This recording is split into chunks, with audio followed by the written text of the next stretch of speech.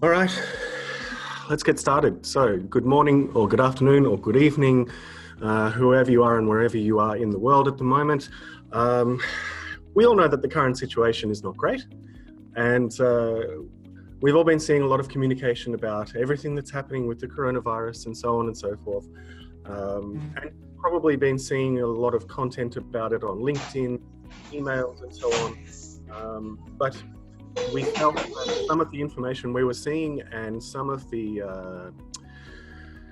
webinars that you might have also been attended have been very hit and miss. It's not just you guys who are having webinars thrown at you, it goes back through the chain, it goes for all of us. So when we decided to come together with STAAH, our new partners, we knew that we wanted to make sure that any webinar we ran was not going to be fluffy and actually had useful content. So no doubt there'll still be people joining for the next few minutes, but that's too bad. We can't reward that. So welcome along everyone, and let's get started with introductions. So first of all, well, you know. It's okay. I think that we all have the same situation at home at the moment, Adam. Yeah. No problem. That's Emma. I hope that everyone has their tea or coffee or wine or whatever it is at your part of the world. But we'll get started, and to facilitate this, let's start off with STAAH, and we have Adam and Katie from STAAH. So I'll let you introduce yourself there, Adam. Sure. Thanks, guys, and thanks wherever you are in the world for taking the time to come and join us. I'm feeling fairly positive. I hope that you guys also have gotten over the kind of initial shock of all of this challenge that's happening at the moment, and are kind of settling down into a more positive mind frame. I'll introduce you to Katie. Unfortunately, you can't see her, and it's a shame because she spent a lot of time doing her hair today. And what a waste of makeup. But maybe it's a good thing. Maybe I'm saving you. Get your humor. So Katie spends her time helping our partners and customers optimize their online strategy at STAAH, and I've just come on board in the last 4 weeks or so very new to the role as a regional manager in Europe, so looking after business development in Europe. Let me just tell you a little bit about STAAH, if I can request remote. Yeah, there you go, click. Okay, so you guys can read this bit anyway, but what I'd just like to say is that my history is very much in distribution. So I've worked in hotel and vacation rental distribution for the last 10 years or so. And I knew STAAH from many years ago, having connected them to the wholesaler Hotels for You. And I'm really excited to be part of STAAH. And I think it's just the right moment in time to support our customers and our partners and people within the business with really important and useful tools, strategies to go forward and to get out of this situation in the best health possible. Communication, obviously, in times of crisis is a really important, even more important. And so I'm really happy to be partnering up with GuestJoy, where communication is the core of what they do, and the importance of communication throughout the customer life cycle is particularly beneficial to the hotels, particularly using it. So I'll hand over to Andrew if you want to continue with your... Yeah, so hello to all the STAAH customers. I know that for both of our customer bases, this is all very new because the alliance is all very new, but so over here at GuestJoy, I got a little bit cheeky with our introduction text here. And again, you can read it, but as Adam said, the core of everything, all the features and functionality that GuestJoy supports, the core of it is communication with the guests. So having a software tool that enables you to have such varied methods of communication and to get the right information to your guests at the right time without you having to do anything really underpins everything that we have to do. In GuestJoy, my role is customer experience manager. We're a startup, so we all have to wear a lot of hats, and that was just the weird, all-encompassing title that I got for anything to do with the customer-facing side of things. And then, of course, there's Annika. Yes, hello from my side as well. I mean, at least I'm pretty sure half of you know me. So yeah, but the other half who doesn't know me, I am the co-founder of GuestJoy. And yeah, I must say that yeah, we are in this situation all together, and I want to also thank to all our customers, because I know it's gonna be a very challenging time for all of us, but a lot of you have already requested just that there are no customers, we cannot communicate with them for the time being, but GuestJoy is a very critical solution as well to start the communication as soon as possible, and a lot of you have already started to use the new function as well. So thank you for that, and also I see how fast you have all been handling the situation, and yeah, I mean it's been a great teamwork. So thank you for STAAH, thank you GuestJoy, and thank you for all the customers. Okay, just before we get too far into it, I'm just going to outline some points here. So first of all, we've got around half an hour. If it goes a little bit longer, I'm sure most of us can afford the time at the moment. And we've got 6 main topics to talk about today. We will have a Q&A session at the end. We thought it would be too messy with 6 topics in half an hour to have questions at the end of every topic. So if you do have any questions, we do want to hear from you and we do want to answer them. But please just note them down and we'll address them at the end. After the webinar, sometime this afternoon, the materials will be emailed out to all participants, and also once we've edited it and uploaded it, we'll send you a link to a recording of the webinar as well, just in case anybody wanted that. So let's get started. We'll get started with a highly scientific diagram. And what you can see on this diagram here is, first of all, on the left, the y-axis, you've got your how are things. And so things are bad down the bottom there and things are good up the top. And the reason why I've put this diagram up here is, first of all, just to illustrate the how this situation is most likely going to play out. So first of all, up until that point that I've just put up there, things were going as per usual. And that was probably around mid-January to the end of January this year. And then we had the period of doubt where the occupancy rates started to drop down a little bit as cautious people might have been changing their bookings or cancelling them, as the case may be. And then we had the WHO declare a pandemic, which saw, of course, everything drop off a cliff with many, many cancellations, and in some cases, properties even being closed because they were forced to by the government, or they simply didn't have the numbers to stay open. And so that's kind of where most of us find ourselves at the moment, either working at a very reduced occupancy or your property is actually closed, which is always horrible. But the purpose of what we wanted to discuss in this webinar are the things that you can do now, later, and after the whole thing has finally gone away. So at some point, lockdowns and the like will get lifted. It's not forever. The only thing that we don't know is how long will that period last. So that's why I put the little disclaimer that this diagram is not to scale. So lockdowns will be lifted, and after that happens, we'll see a little blip of essential travel start to be booked again. So work-related travel and the like. And after a general period, eventually people will start to go back to domestic travel. We believe that a lot of people will be hesitant to the international travel straight away, but things will start to pick up. And then with increased confidence, you'll start to see more people coming out, more people crossing borders to travel and stay in properties.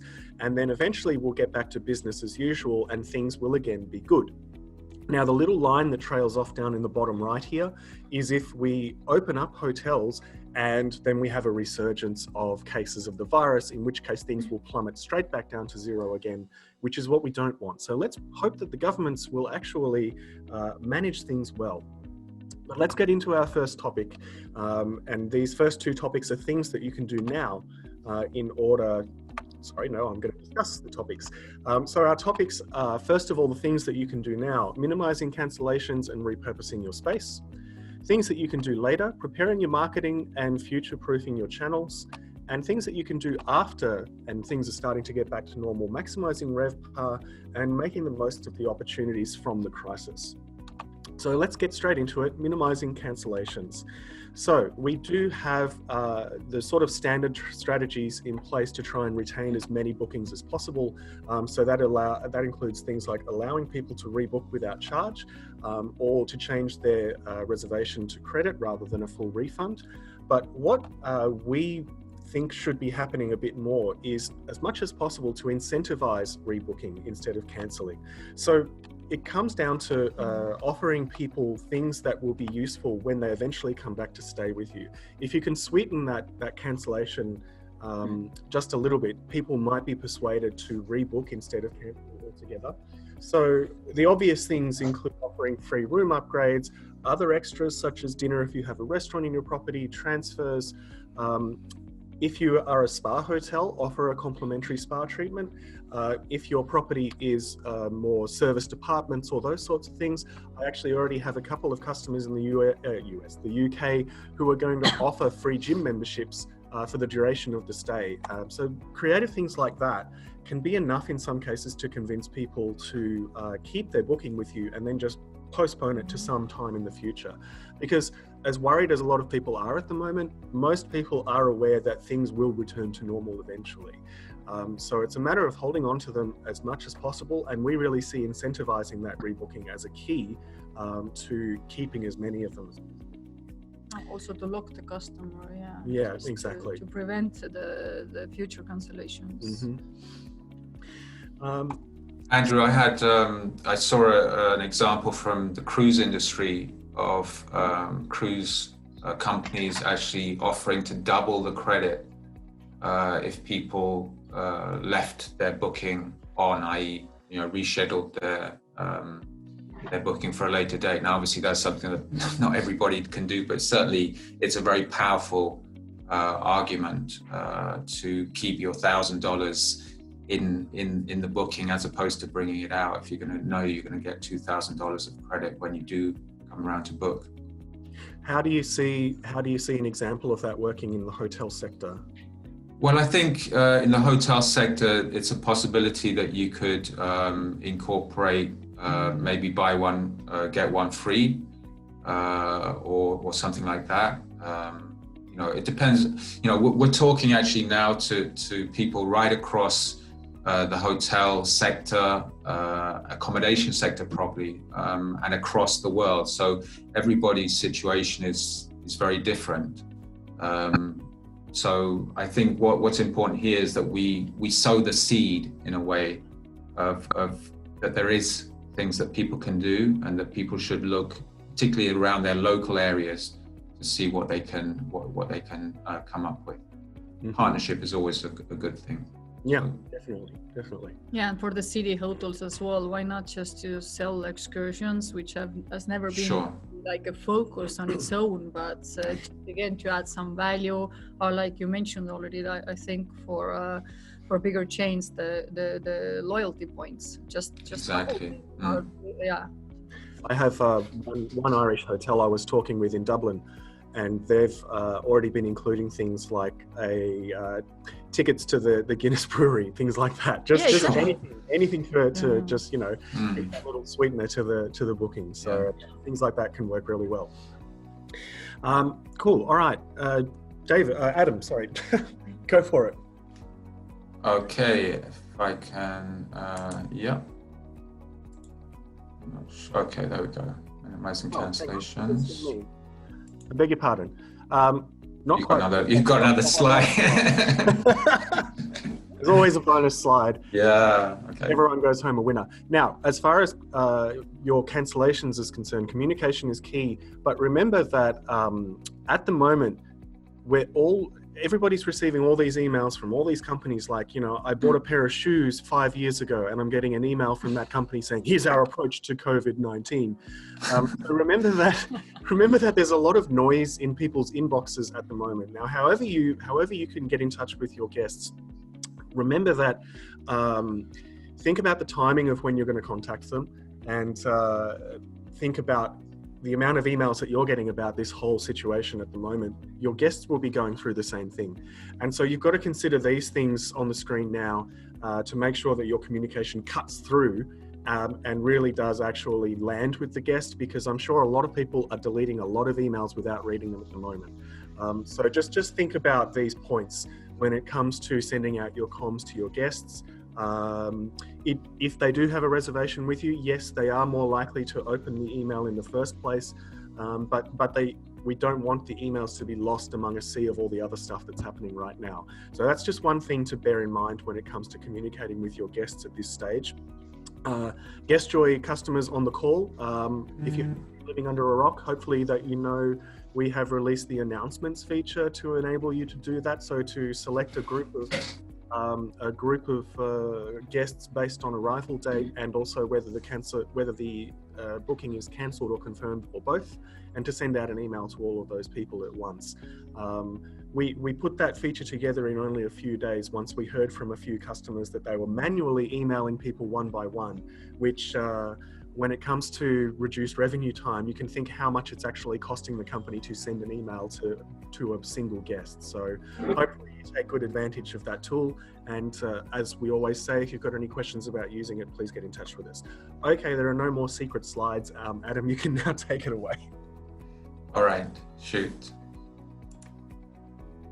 Okay, so all of you have something. Yeah, you've got a hotel, you have a hostel, you have maybe some people on the call with apartments, chalets, whatever it is, some sort of a space that you guys have been running as a business for the past however many years. This challenge hopefully will give you the impetus to kind of re-look at that space and see what you can do with it. There's a lot of stories. Again, you guys will be eyes riveted to your inboxes and to the TV and looking at what other people are doing. And I think, that's great, but don't get drowned in all of that stuff. So really look at your situation and how you can use those ideas to repurpose your particular space. You may have a hotel, you may have an apartment.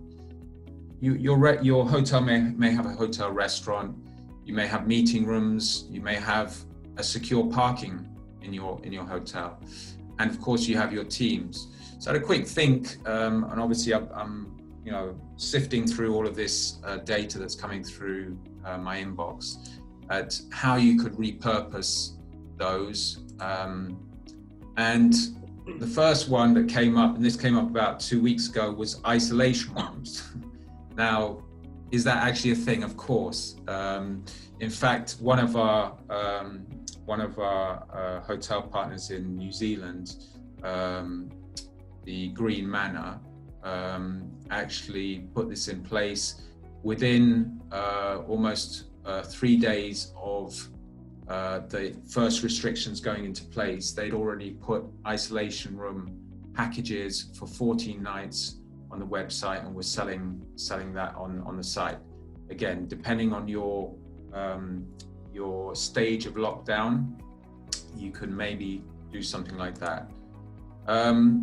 We're seeing a lot of mobilization within the health and medical services of, for example, in the UK, we have a lot of retired NHS staff that are coming back into the service to be ready to cope with the peaks of coronavirus. And there's a lot of need for space for them to overnight, so they don't have to travel back to their homes, which may be far away. That is something that you could do if you contact your local health authority and offer your rooms maybe at a reduced price. Another example of that is, for example, in Amsterdam, one of our partners also put together within 24 hours a website directly targeting health workers with a selection of hotels in Amsterdam that were prepared to offer rooms at a blanket rate of 25 euros a night. And that was, again, very quickly put into place. Now, not everybody is doing badly at the moment. Delivery services are going through the roof. Everybody gets pretty quickly tired of their own cooking, having to cook breakfast, lunch and dinner. And even just thinking about it puts people into a spin. So if you have a restaurant and you can open it for a delivery service, tie in with your local Uber Eats or Just Eat or whatever, and put out a menu that you can deliver to your local area, that could be a way for you to maintain some revenue coming in. Another one that I saw recently, and this work from home is getting a lot of social media play, of course. It's a new way of working. Everybody's getting used to it. But although it sounds good when you first think about it, it can cause a few problems, especially if the house is crowded and you have the kids around. And so it may be possible, again, depending on the restrictions in place in your area, to offer your hotel rooms as quiet, Wi-Fi enabled places for people to go and work from home, but not disturbing the rest of the family. Another one that I thought of, again, if you have parkings, there's a lot of people who are no longer using their vehicles because they're staying at home. It could be that there's a need for vehicle storage. So you could offer that, again, as a way to get some income into your business. And the other thing, the other business that is doing very well is the storage business. Apparently, people are, we have a storage company called the Big Yellow Storage Company in the UK, and their figures last month were 25% up because people are decluttering their spare rooms and putting them into storage to be able to work from home and have their own space. I was thinking about the teams, and obviously quite often and very unfortunately, the first casualty of this type of thing is that cost cutting, and you look at ways to reduce your staff costs, which are fixed costs obviously, because in the hotel there's nothing to do, but there's a huge need for cleaning services elsewhere. And if you have a good cleaning team, then instead of laying them off, why don't you try and get cleaning business in from local government services, etc., and that way you can keep them on. So just another idea there. But I was thinking longer term, the idea of repurposing your space, I think anyway, is going to make you more resilient and more robust going forward. So I think if you start this process now in the short term, also look at it going forward, and look in the future at how to maximize the return on the amenities that you have in your property. There are a number of platforms now offering day stays in hotels where people can make use of perhaps remote working facilities, or if you have a pool, then can make use of the pool. All of these kind of things that you have within your hotel that could be used in another way to bring in income. Okay, and that's me. I'll pass on to you guys preparing your marketing. Right. So in most languages, there's an equivalent saying of don't put off till tomorrow that you can do today. So while times are a little bit quiet, one team that should be working hard right now is the marketing team. And of course, depending on the size of the property that you work for, sometimes you are the marketer, you are the front desk operator, you are the everything. And in other situations, there is a dedicated person or even a team.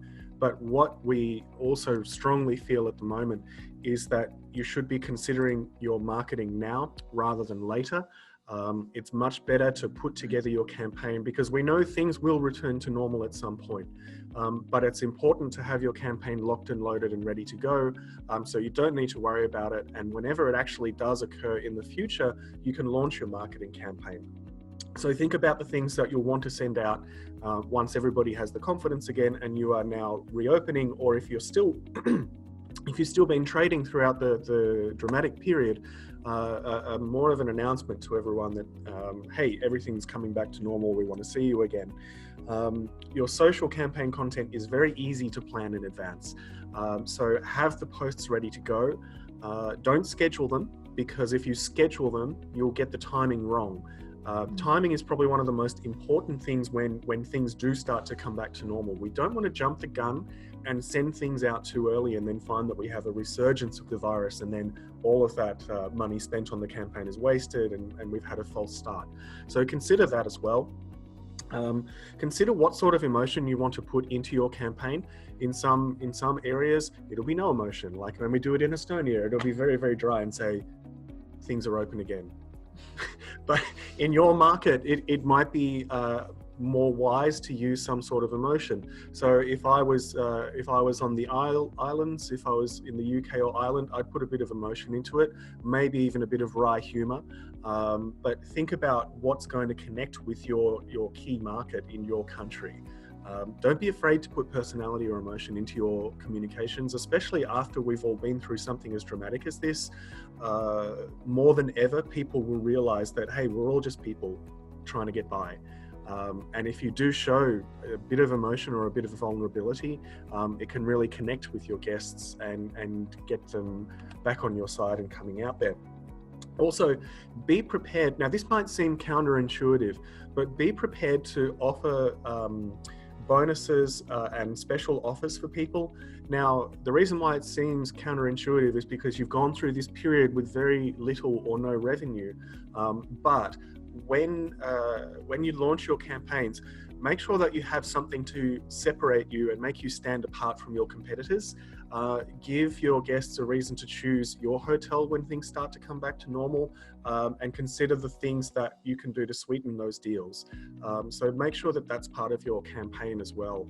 But effectively, yeah, what I'm saying here is that get it all done now while things are quiet, and then we can tackle whatever other problems come up during the phase of, the worst part of the period. So yeah, I don't know if you've got anything to add to that. Yeah, I mean, I think like hotel owners are like in a way like firemen, so always rescuing the day. So what's maybe, I mean, if I may say positive about it at the moment, is there's time to think and maybe to build new strategies. So it can be a good time and moment, because I see that there's so many companies, STAAH, I mean, lots of others as well, who are really just coming out with good ideas, just to take notes, put them together, and maybe in a month's time then as well start executing some of them. Katie, Adam, anything to add to that? Yeah, I mean, I've seen a lot of kind of marketing campaigns that are coming out that actually have no reference at all to COVID or what's the current situation, as though they were set up back in January. We kind of switched them off or changed them. And obviously lots coming out that is the opposite, which is all very COVID. How do you kind of get the balance right on that kind of yeah, you don't want to pretend like nothing's happening, but on the other hand, you don't want to, alarm people. I think that the way, put it this way, the way that GuestJoy has been approaching it with our marketing and communications, we basically have a general acknowledgement of the situation, but we're actually really mindful not to mention the words coronavirus or COVID-19 too much. if at all, because all you have to do is refer to the situation or whatever it may be, and everybody knows what you're talking about. I think the more that we flood people with that word, I think the less our message is going to hit home. So if you do have a need to specifically refer to COVID-19 or coronavirus or whatever buzzwords you want to put on it, restrict it to just one mention in whatever communication you're doing. Because I think that nobody's living under a rock. We all know what's happening and have way too much knowledge about it because it's all the media reports now. But definitely, on the other hand, check your existing marketing campaigns and make sure that you revise them or pull them, because you don't want to be seen to be living in a fantasy world. Absolutely, yeah, absolutely. I think to add to that as well, we've got a lot more people using social media at the moment. You think everyone's at home, everyone's on social media. So your audience is a lot larger at the moment. So I think you can really make an impact with that. Yeah, good point.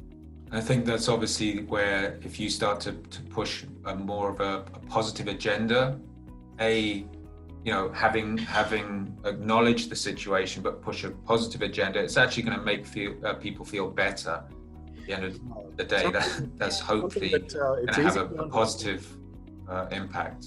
Yeah, it's easy to underestimate the impact that you can have with your social campaigns.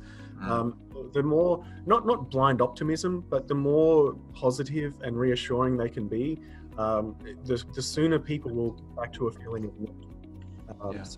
It may not seem it, but the more people who have a generally reassuring campaign, it's actually going to have a tangible effect on society. And I don't think that's an overstatement. And actually, somehow it's connecting people as well. I mean, I've never felt as close as I feel now with everybody. Yeah. 2-meter rule, come on. No, we're actually consciously going out looking for kind of positive news stories. As well, and trying to push that agenda really, because we know we are going to come out of this, and at that point then we're on an upward momentum, then we're going to come out of it even better. Okay, future-proof your channels. So I'll hand over to Katie on this. So I think, really the most important thing, first step would be, look at your own website, update your text, get new pictures on, refresh the content. This is naturally going to help your search engine optimization anyway. It's the time for housekeeping, I suppose. Now you have that extra time. Make sure you have a booking engine, I think is very key. Try and drive that direct business as much as possible. Here we see the slide of our top channels from 2019. Now, a lot of properties that we work with mainly focus on 3 channels, and generally we'd probably advise to have that focus. Obviously, times are not in normal times. So what channels don't you have? Start adding more on. Most channel managers do not charge you extra to have more channels, so you have no costs to outlay for that. Even if you got 2 bookings from another channel, that's 2 bookings that you didn't have before, and you have the time to do it now to add them on. Going back to having a booking engine as well, if you see 3rd from the top is direct bookings. So having come from working from Booking.com for a number of years, we found that 40% of traffic that found you on Booking.com would then go off and search for your own website. And if you have attractive packages on your booking engine, you're going to keep that business. You're going to increase that direct business. They're not going to go back to Booking.com to then make a reservation. With regards to packages as well, in touch with local tourism organisations, maybe create new packages that are not on the OTAs. So it's, again, keeping that direct business. Look at attractions locally. Can you get deals with them at the moment? Because, again, they need the business too. So it's the perfect time to cement those partnerships. and look outside of the box. What can you offer that nobody else has? What's your competition doing? Definitely a good time to spy on the competition, for sure. Yeah, exactly. And again, with the competition, do you have restrictions in place? Do you have minimum night stays that you could temporarily lift to attract that business? What do your policies look like? Are they too restrictive? If you have just non-refundable rates, is someone going to commit to making a reservation with you at this time when there is an uncertainty of when those bookings are going to come back in now? Could you lift those restrictions to attract those reservations maybe towards the end of the summer when we're out and about moving again and travel is starting to pick up? Yeah. I have to admit, I'm one of the 40%. I basically use Booking.com as a search engine for hotels, and then I will deliberately go to the hotel's website that I'm interested in, because I know that it's likely they'll have those packages, or you're going to get the best rate when you book directly. So it's weird how it works, but I do it that way. And also, just to add that, I mean, a lot of hoteliers are complaining that the amount of direct reservations is too small, and how to increase it. So maybe it is a good time as well. Again, like you were saying, just start adding some extra value, because I know, for instance, in Ireland, a lot of hotels are using their own booking engine just to promote additional services as well. So there's always something extra. So please pay attention on this one as well, because if there's a difference only by €1, then I mean, I might go to Booking.com. I mean, you just think about it, because it really helps as well to grow your brand as well at the same time. And I think it goes back to, like you said, Andrew, that hotel in Dublin that added on the Guinness trip. Or these are things that they could probably get such a fantastic deal with a local organisation that they're so willing to work together. They'll be offering packages that you can just add to your direct channels. Yeah, exactly. All right. Absolutely. Being mindful of time, I think we'll jump to the final two topics without too much more delay. Sure. So afterwards, after things have passed and things are starting to return to normal, you're going to have increased reservations, but you're not going to have the same amount that you would have at that time the previous year, no matter when it actually ends up getting back to normal. So maximizing RevPAR is a focus that everybody should be doing in order to get as much revenue coming in as possible. Now, we always want to maximize RevPAR, but more than ever, you'd want to concentrate on it at that point once things are returning to normal. So you will have fewer bookings, but make the most of them. So your attitude will be very, very important. And what I mean by that is that when you, let's say perhaps you're working at a property that's currently closed, things open up and we have that increase in essential travel, but then the leisure travel starts to pick up again. Your staff are actually going to be really critical. You're going to want to really, really get everybody together and say, hey, this is like a rebirth of our hotel. I don't want anyone having a bad day. I want every one of you to be extremely friendly and polite and courteous and helpful to the guests, and remind them the reason why they choose a hotel over something like an Airbnb. So keep in mind that if your guest comes to the hotel after this whole lockdown thing and they don't have a great experience, then they're not going to come back. So this is a good chance to leave a first impression once things pick up again. Whatever you're offering at various points of the year, or your consistent offers, reconsider them. If you haven't changed offers in a while, this is going to be the time that you want to put something fresh and new and interesting and be as creative as possible. As we always say to at least our Guest Joy customers, lean on us, because we know what other people do that is a really creative thing or a good idea, and we can share with you where applicable, or we can help validate your ideas as well. So if you want to run something by us, please do.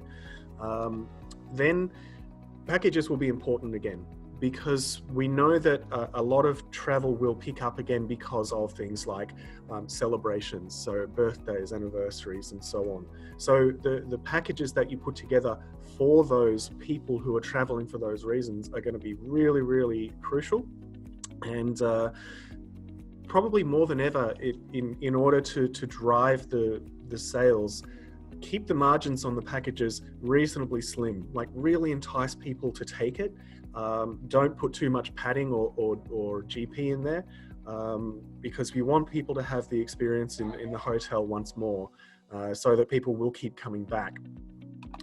And then also, again, it seems counterintuitive because you've gone through a period with less revenue, but don't be afraid to offer people free stuff just out of the blue. Again, give them a really, really great experience. Just you're going to have extra rooms available.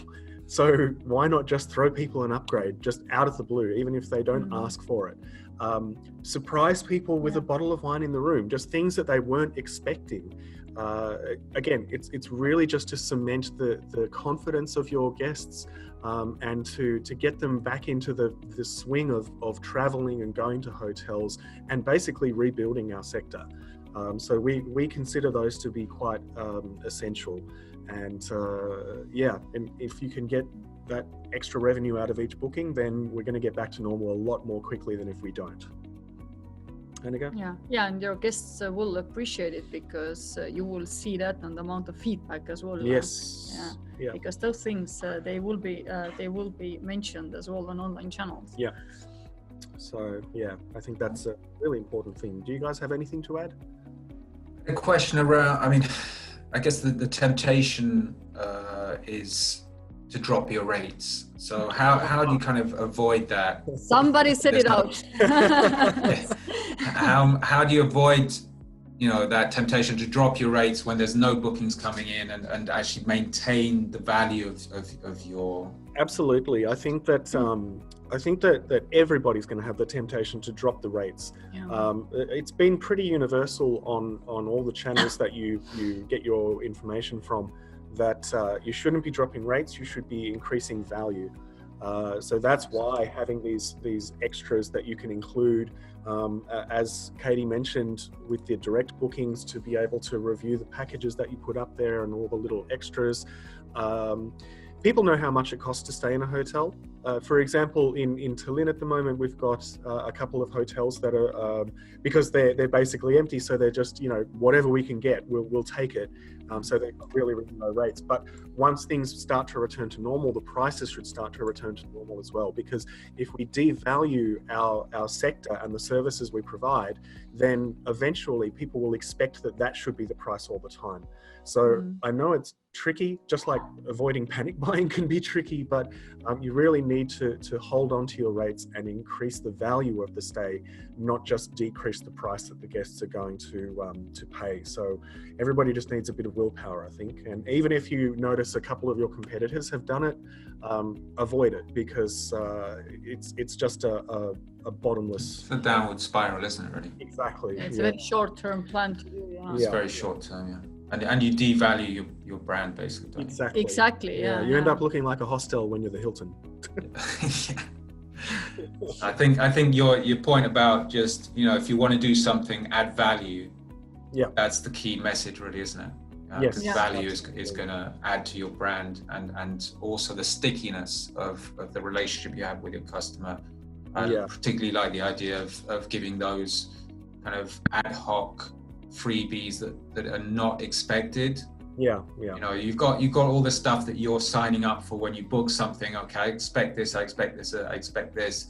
If you go beyond that and really wow them with something that they're not expecting, that's what's going to make the difference and get them coming back. I've noticed a couple of hotels that I was talking with that are still open, like all their facilities are still open, they're just at very low occupancy. Just at random, they've been doing things like comping bar tabs or comping meals in the restaurant. Wow. And of course it blows people away.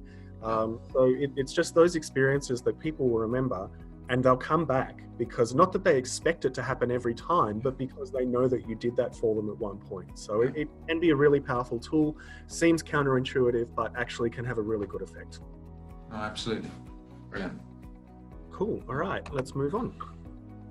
Okay, making the most of opportunities. So this is obviously, once we've got through and we've done all the planning and so on, there will be opportunities to to do business. Some of the big opportunities that people have in the hospitality industry is around events, and it's around particularly big events, and one that was certainly on my radar in the past couple of months was the Euros, the football 2020 Euros, lots of excitement, and generates a lot of interest and a lot of travel. And unfortunately, because of the situation, it's had to be postponed. Now, there would have been a heck of a lot of bookings or accommodation based around 2020 and the Euros. But obviously it's been rescheduled now. We know the dates. And so all of those bookings are still there. Yeah, it's not this year, but it's next year. So if you're on the ball, no pun intended, yeah, you can go and grab those bookings for 2021 and get the revenue in. Yeah, so keep an eye on that. There's all sorts of events, local events that you'll be familiar with that will have been cancelled for this time around, and they will be rescheduled. And even if they're not rescheduled, I was also watching Wimbledon, and what's happening around that in the UK obviously draws a huge amount of business into the UK, and it was on and off. What's going to happen with it? Is it going to be rescheduled? Is there space to reschedule it? And it looks more likely that it's going to be cancelled altogether. So there may well not be a Wimbledon 2020. So what does that mean? Is that a complete disaster? It is in the short term, but in the long term, what that means is that Wimbledon 2021 is going to be so popular, yeah, that you're going to be able to put your rates up a little bit more, okay, and really make some good business there. So think of these things as opportunities. They're cancellations now, they're rescheduled now, so you're losing the opportunity right now, but in the future, the opportunity is going to come back. All of these events, which are yearly or 4-yearly, okay, make the most of them and make sure that you keep your ears to the news and understand what's happening with these kind of things. Yeah. Anyway, the most important thing is don't go into hibernation. Yeah. I hear some echoes from people who are literally just closing down. Yeah, they're closing down the business. They're shutting the doors, locking down the systems, and and going into hibernation for 2-3 months until this is all over, and they can come out and start again. Don't do that. Just keep going. Review how you're doing your business. Shut down all the costs that you can, and then keep things running. Yeah, keep things running so that you're ready to go. I think as well, this is really important, again, going back to the channels. If you switch off from something like booking.com, your ranking is going to disappear. Everything you've worked for is gone. You've got to maintain that position you have, even just to tick over, just so that you don't completely disappear when people are searching for you again. Yeah, no, absolutely. And just last point on the events thing is, if you actually had customers booked with you and you know that it was to attend an event, make sure you pick that up with them directly. Yeah? If you've got their contact details, make sure you get in touch with them and let them know that the event has been rescheduled. Do they want to book it for next year, etc. The other thing that I've been thinking about quite is how we communicate and kind of the impact of communication.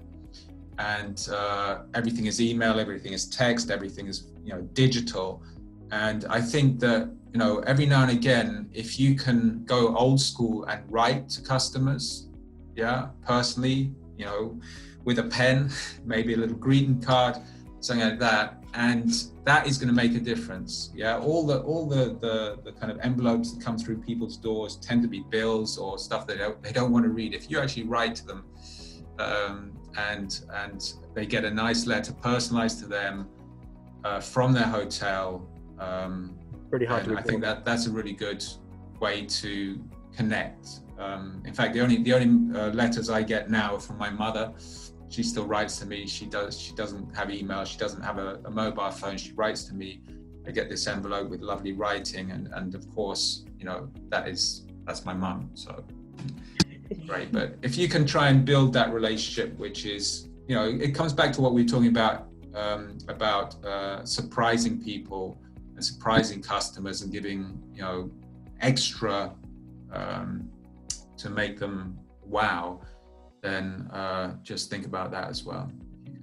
If you have their address, of course. If you only have email, then more difficult.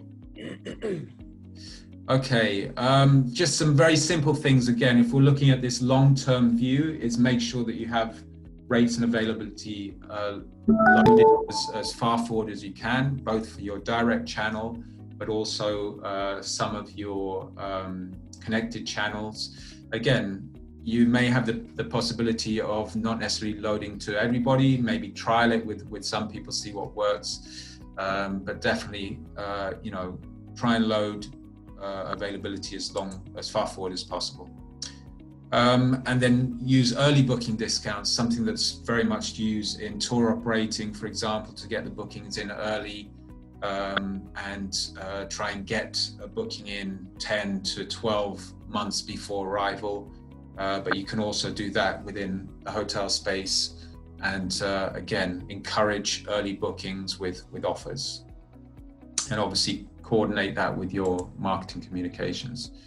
The other thing that I was thinking about is, particularly individual hotels that aren't part of a chain, is you may well feel very much alone. I've been doing a little bit of research on local hotel associations in the UK, and pretty much every local area, city has an association that you can join, and you'll get some strength and unity. I think partnership is really important in this time, and reach out to your colleagues, your fellow hoteliers, to see what you can do as a group together so that everybody gets through this challenge. And there you go. You're not alone. Look for partnerships that will strengthen your business. Everybody is in the same situation, and Katie touched on it as well with the kind of trips and activities sector. Nobody's going on trips and activities, but they will do. And if you can partner with local activities providers in your area, you can put together packages that won't be available on booking.com, but will only be available on your direct channel, and will be more likely to drive incremental income as well. So thank you all. So much for half an hour. So much for half an hour.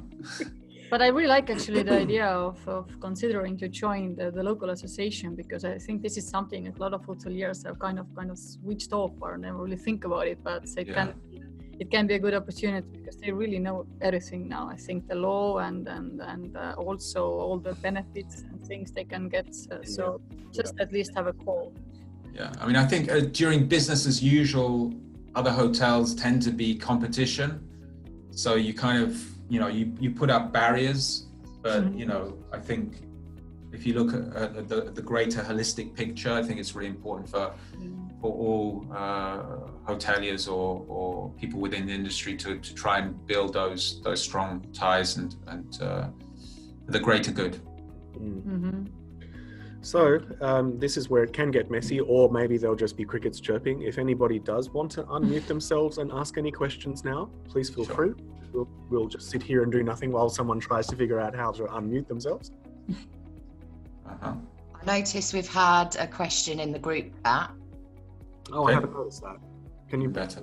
Yeah. So, hi everyone, do you have any tips how to communicate with corporate clients, companies at this stage? That's a good question. I guess, at least you should take maybe the top 5 or top 10, and also just give a call, like Adam was saying as well. Maybe not just send a letter by post, but just that you think about them, and just like a normal conversation. But other than that, emailing is always an opportunity. I'm pretty sure you all have those emails, but at least just go through the top list and just make sure that they're doing fine, and also at the personal level, just that you care. Yeah. Also, what could you add for corporate clients in the future? Can you add any extras onto them to attract the business back? Again, maximizing your RevPAR.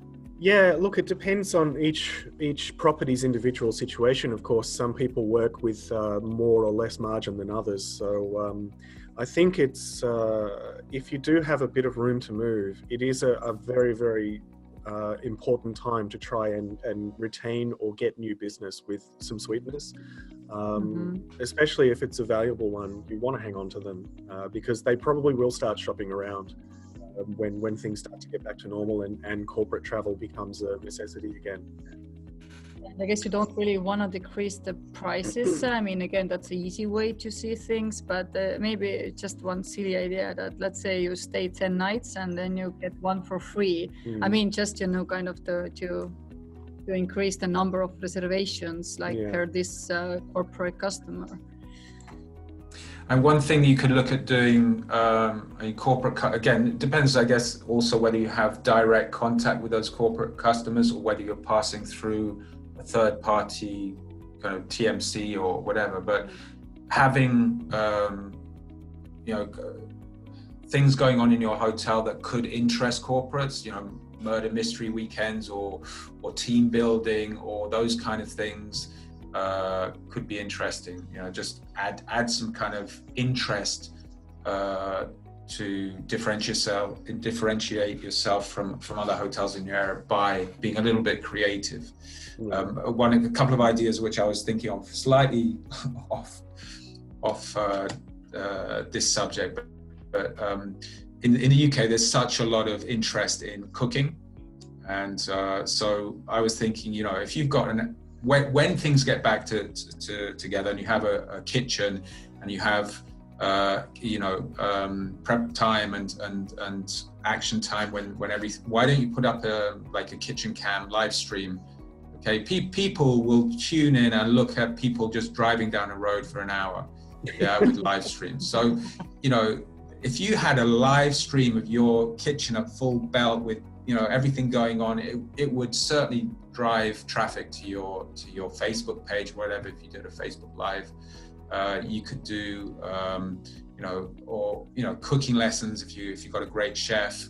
Again, online live stream cooking lessons, murder mystery weekends. You could do live art stays, so people come and stay and they can have live painting with models and stuff like that. Dare I suggest, Adam, that if you're going to have the idea of a live stream of your kitchen, at the busy time, there's a chance that you might. There may be some. It may be rated 18. Sure, yeah. There's quite a few questions come through now. Oh wow! Okay, well there's quite a few. So I was going to say I'll read them out. The next one: would it be right timing to look for an extra professional marketing help now? Yes. Yes. Again, yes, if you've got the cash flow there. If not, it might be the right time to ask some companies for free advice. Maybe they're giving it out right now. We all do that now. We all give free advice. We're here now giving advice as much as we can to help. So there could be companies offering the same at the moment. Marketing companies, if they're smart, they will do these little things to help out because it'll foster their own business as well. So reach out and say, look, I'm a struggling hotel. I don't have any cash flow at the moment, but I have a few questions to ask. And if they help you out, then they know that you're more likely to go back to them once times are better and you have the budget to do so. So definitely don't throw away your marketing. It's your most important. Yeah. Things like website reviews and stuff like that are quite easy to get kind of freebies on that. Companies will review your website, give you an idea of where you can improve it or optimize. So definitely a good idea.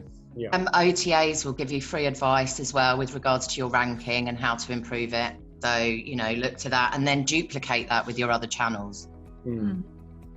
Next question. I have a tip for staying open. We put the keys in a safe deposit box and send the code by email after receiving the payment. Problem is, no one is booking. Actually, I can comment on this one. I told this morning to Andrew as well that I'm going a little bit crazy at home with my kids, and I thought that it could be a nice option, maybe to spend the weekend somewhere. I mean, let's take like a 5-star hotel here in Estonia and book a presidential suite, but I could not find any. So please help me out, all the hoteliers. Yeah.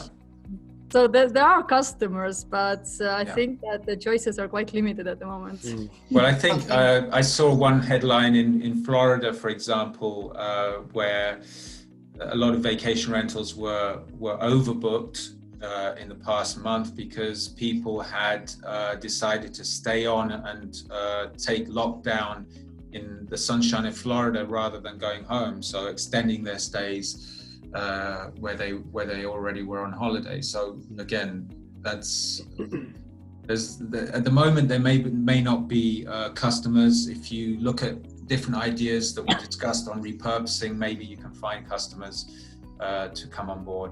But as soon as some of the restrictions are lifted, I think what everybody can be sure of is that there is going to be a huge appetite for travel. Yeah, people after having been stuck in the four walls of their house with the four people in their family who they love very much, but after a while you need some new faces. There's going to be huge travel boom, I think, and so everybody needs to be really ready for that and do everything you can to prepare, and experiences, of course. This is a question for me. What's the chance of Booking.com reducing their commission if we collectively push for it? I would say slim to none. But I see that there was Booking.com representative signed up. I was going to say, how can you reduce your commission? How can you drive your direct business? Let's look back at your booking engine. Let's look at your website. You know, this can help you reduce your commission with the OTAs. So I think the most important thing here is look to what you're doing to drive your business. Correct. And then we have, what is the best way to communicate that we are still open again? So there's a platform called Guestjoy, and no, but in all seriousness, it doesn't matter what tool you use, but I think that you divide it between 50% social and 50% direct emails. So it doesn't matter whether you use a tool like Guestjoy or whether you can do an export from your PMS, for example, of the upcoming 6 weeks of guests or whatever the case may be, and put some time into communicating with them. I think that most hotels prior to the stage we're at now, when it was just sort of watch and act, and we were saying, oh, you know, it's okay, we're still open and we've got all these measures in place. Now it's the message is a little bit different. It's like, actually, you know, we're still open and it's a good time to travel because things might be a little cheaper or something along those lines there. So reach out directly to the bookings that you do have if you are still open, and tell them in plain words that, hey, the doors aren't closed here. So just to let you know, unless something changes, we're all good to go. And then think also about in the social side of things. Like, I mean, I was scrolling Instagram this week and I'm already seeing ads for hotels around Tallinn saying, hey, we're still open and you've got this deal or that bargain. So it's not a bad way. And as Adam was saying, everybody's cooped up inside. People will want to get a break from that soon. I mean, we're social creatures, even Estonians. We have to be out and socialize at some point. Okay, I like the comment from Ivan. I don't know the top where he says, "Don't call it social distancing, call it in-room dining." So yeah, you know, if you've got a big dining room, you could set up individual tables 2 meters apart and you know, get everybody in and each have their own table. Yeah. Good. Okay, I think that's the last of the questions. If anyone has any more. I think That's good. No, that's it. I have to apologize. It took slightly longer, but I hope it was still very useful and it all needed to be said. Yes, we keep seeing all the posts about it online and everything, but we are all in this together. So lean on your suppliers, lean on your vendors, and because we'll be doing the same with ours. So I hope that this has been of value to everybody. It's perhaps the first of many future events that we'll run with STAAH, our new best friends in the world. But thank you also to Adam and Katie for lending your expertise. I think we had minimal interruptions from children and dogs, so that's a good... I'll untie mine now.